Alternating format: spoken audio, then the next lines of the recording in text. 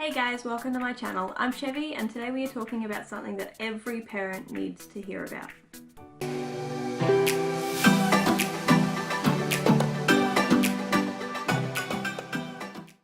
Today we're talking about anxiety in kids.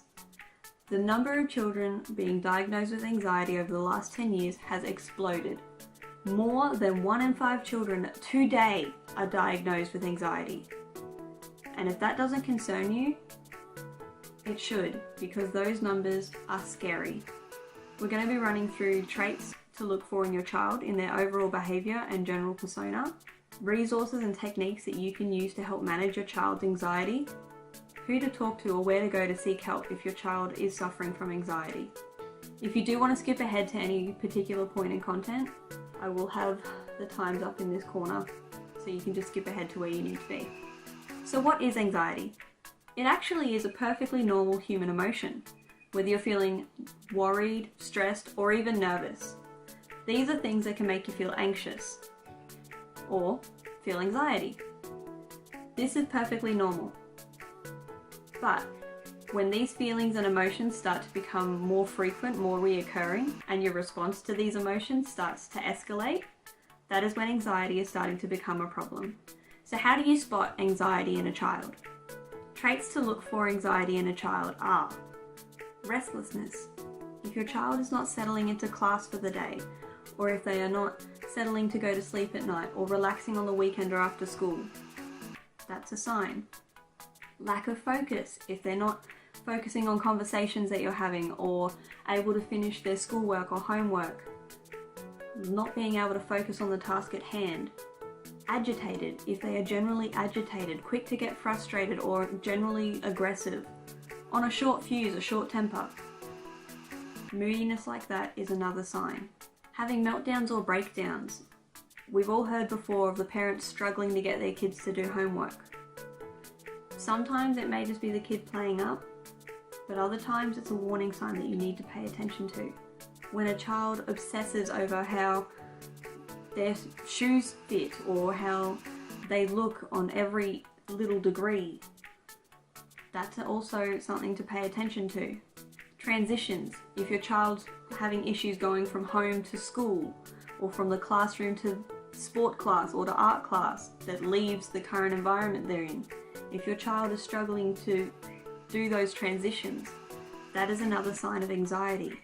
Also holding ridiculously high expectations of themselves in their performance. If a child gets upset or has a breakdown over getting a B instead of an A, there's an alarm bell. So what do you do if you notice these traits in your child? What are ways that you can help your child? There are plenty of techniques and resources out there. Techniques that help when anxiety is hit is teaching your child to breathe. Breathe in, breathe out. Breathe in for 3 seconds, breathe out for 3 seconds. Getting them to take their shoes off and go stand outside. That may sound very weird, but having that sensation on your feet is very grounding and it helps bring your child or anyone back from feeling anxiety. Getting them to break down their environment. Naming 3 things they can feel, 2 things they can hear, 1 thing that they can smell. Helping them break down the big picture to something smaller is a lot less overwhelming and will reduce their anxiety significantly. Resources or items that you can use to help alleviate stress in your child are things like stress balls, all those new squishies that are out, fidget toys, the fidget spinners, fidget cubes.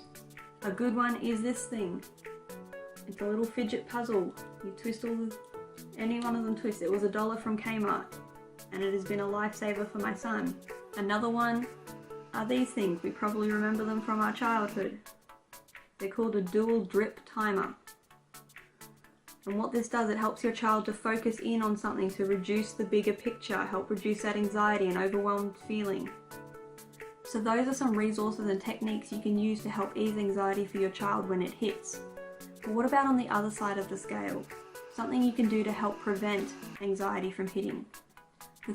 The 3 best things you can do for your child to help prevent anxiety from hitting is communicating, talking with them, letting them know there's an open door that they can come to.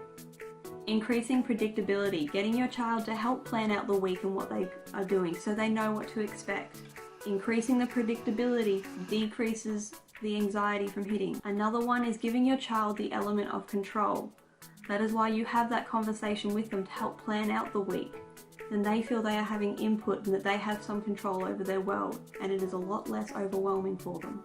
A good resource to help prevent your child's anxiety from hitting is a planner board. I use one for my son Matthias and I'll show you it. It's pretty big, but this is it. It comes in 2 sections.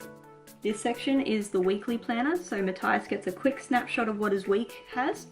So the stars are the days he goes to school. Any special notes, so we had an excursion on Tuesday. And the smiley faces are for when we see friends, or if we go see a therapist, if we're seeing our occupational therapist on a Tuesday or a Wednesday. That smiley face will go on there. Then he has a quick look at what his week has for him. On a more micro scale, we have his morning and his afternoon. This is the routine so he knows what he needs to do and what will be happening for the morning. A way you can help give control, or give them an element of control back, is to still set rules for yourself. For example, we have waking up and Xbox and YouTube have to be the first and the last thing on the list. Outside of that, Matthias has total control over how the rest of his morning runs. That once again, gives him the element of control, reduces his anxiety of what's meant to be happening for the morning. He might want to make his bed last, get into his clothes for the day first. Same for his afternoon. Coming home must be first. Going to bed must be last. He has control over everything else here. He can have a shower after dinner. I normally run it diagonally. He can come home and he can do homework first or have a snack first. He has total control over how his afternoon, evening goes, provided that coming home first, going to bed last. This has been a huge help for Matthias in reducing his anxiety.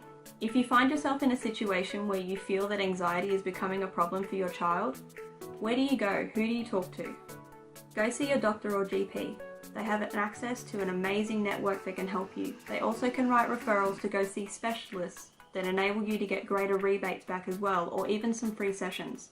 Another place you can go is just going to talk to a psychologist. It is completely okay to talk to a psychologist for your child. There is nothing wrong with it. And they can help. They can teach more techniques. They can give you ideas for other resources that will help as well.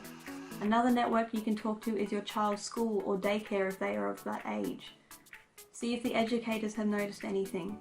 A lot of schools have access to a child psychologist for them for free sessions. There are many Facebook groups out there as well providing support. The reason why this topic is so close to my heart is because both my children have anxiety. My 7-year-old and my 2-year-old have both been diagnosed by a psychologist with anxiety. So don't think that your child's too young for it.